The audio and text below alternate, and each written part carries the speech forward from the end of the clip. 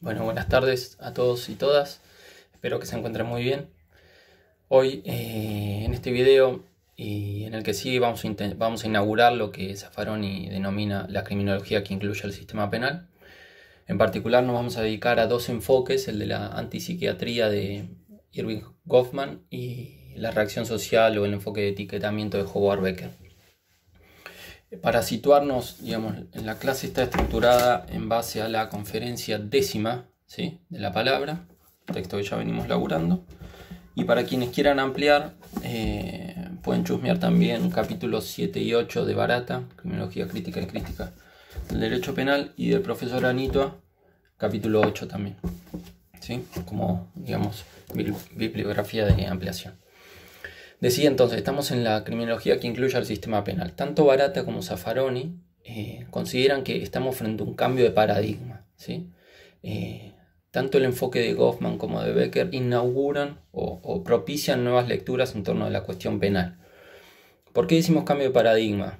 En los términos de Kuhn, ¿sí?, del texto de estructura de las revoluciones científicas, o si se quiere también en los términos de Foucault como cambio o mutación de la episteme, como lo elabora en Arqueología del Saber. Estamos frente a un cambio de paradigma. ¿Por qué? Porque estos nuevos enfoques lo que propician es un cambio en el objeto de estudio, ¿sí? La sociología del castigo, del control social o la cuestión criminal en sí misma muta en su objeto, muta en sus conceptos. Por supuesto que va a haber términos que se repiten, ¿no?, de un cambio de paradigma a otro, pero el significado o el sentido de esos términos, de esos conceptos, ya no va a ser el mismo. Bajemos bien puntualmente a lo que estamos hablando. Estamos en un momento en el que se pasa del paradigma etiológico, ¿sí?, el que busca las causas del delito, ya lo vimos en las clases con Mauro, también con la de Rodri de racismo, en cuanto al positivismo, si se quiere, ¿no?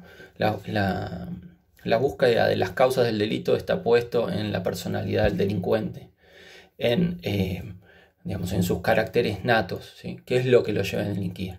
Ese sería, dentro del positivismo, el paradigma etiológico. Si se quiere, también en las clases que vimos sobre la primera escuela de Chicago, el paradigma etiológico sigue vigente, por ejemplo, rastreándolo en los procesos de socialización deficiente, ¿no? ¿Qué es lo que llevó al infractor a delinquir? Bueno, que no fue a la escuela, o que sus padres eran delincuentes también, ¿no? Las cuestiones del ambiente y de los procesos de socialización deficiente, tal como lo trata la primera escuela de Chicago, también están dentro de ese paradigma. Bueno, estos dos autores inauguran uno nuevo, ¿sí?, que es volcarse al análisis del poder punitivo en sí mismo, ¿no?, en su ejercicio, en cómo opera el poder punitivo, cómo selecciona quiénes son los infractores y quiénes no. Cambian los conceptos, cambian el objeto de estudio, cambian las preguntas. Antes la pregunta era, ¿qué era lo que lo llevó a delinquir? Bueno, ahora la pregunta es, ¿quiénes son los que eligen a quienes, asignarle, imputarle un delito y quién no? ¿Quiénes definen qué es delito y quién no?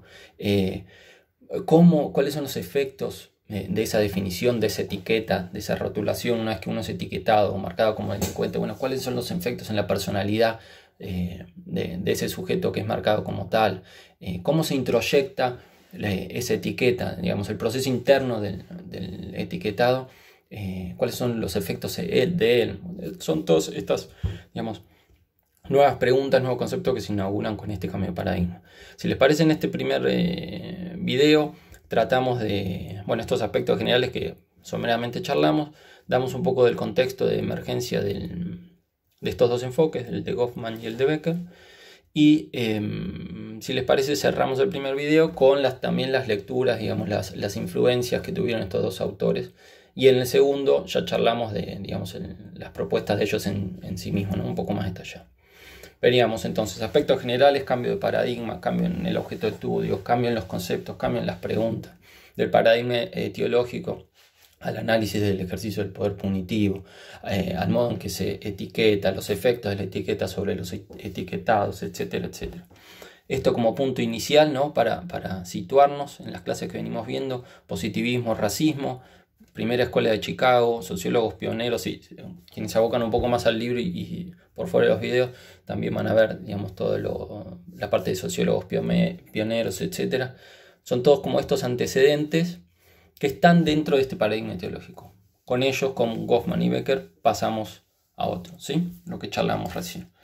El contexto de emergencia. Estamos situados en particular en Estados Unidos, ¿sí? En los años 60, en esos agitados años 60.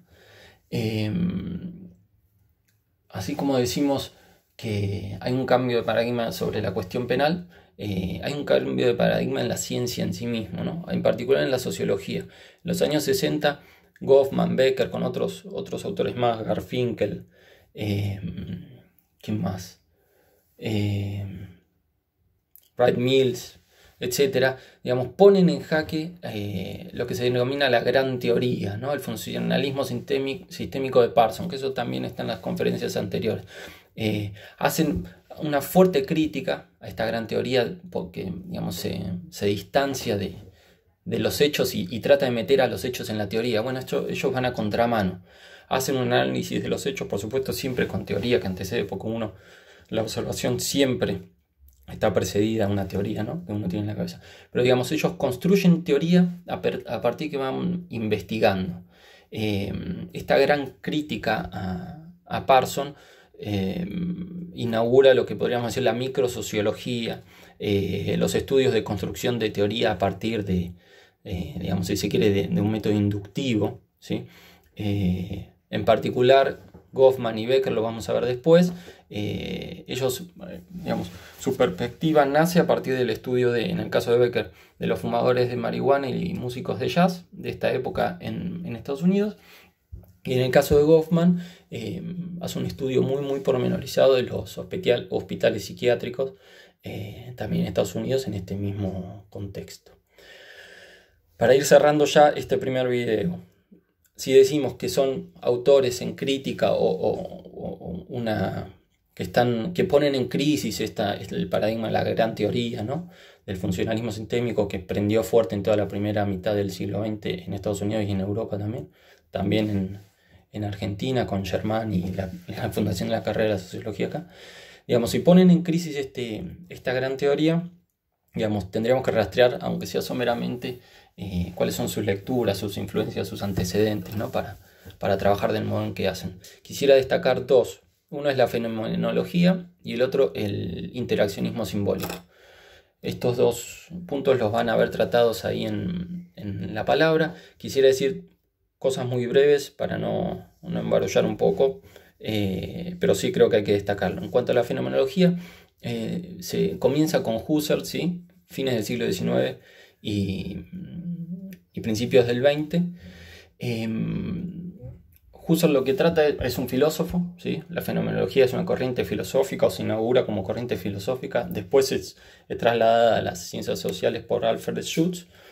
Quería decirles muy rápidamente, la fenomenología lo que hace es una relectura de Descartes, ¿sí? De la duda como método, de la conciencia, ¿no? Pienso luego existo de Descartes. Bueno, Husserl lo que va a hacer es decir, bueno, esa conciencia que piensa en un mundo es un mundo dado, ¿sí? No sale de la nada. Digamos, una conciencia siempre es una conciencia de algo, ¿sí? Una conciencia que a su vez es conciencia de otras conciencias, digamos. La constitución de la persona como sujeto no se da de la nada, sino de un mundo intersubjetivo, o sea, de otras conciencias que le dan espacio para la emergencia de esa conciencia. Pone entre paréntesis la cuestión de la realidad, ¿no? No es una pregunta, al menos para Husserl, no es una pregunta válida si esto es real o no. Él lo que trata de hacer es de analizar el fenómeno, ¿sí? No lo real, sí, los fenómenos, ¿sí? De ahí lo fenomenológico, y en sus dos vertientes, en la objetiva y la subjetiva. Es decir, no importa si un árbol cae en el medio de un campo y nadie lo escucha. No es esa la metáfora que nos tiene que llevar a pensar sobre el estruendo del árbol cayendo, sino si alguien le otorga sentido a ese árbol cayendo. Es decir, Un fenómeno se da en la medida que se produce objetivamente, pero que hay una conciencia que le otorga sentido subjetivo a ese fenómeno que ocurre.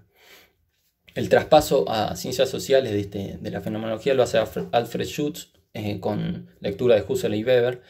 Digamos, y ese sentido, ¿no? La búsqueda de ese sentido, la preocupación por el sentido, Schutz lo que hace es traerla al análisis del sentido común, es decir, que la ciencia social se ocupe de analizar el sentido común, cómo los actores le otorgan sentido a sus acciones, ¿sí? Bien weberiano.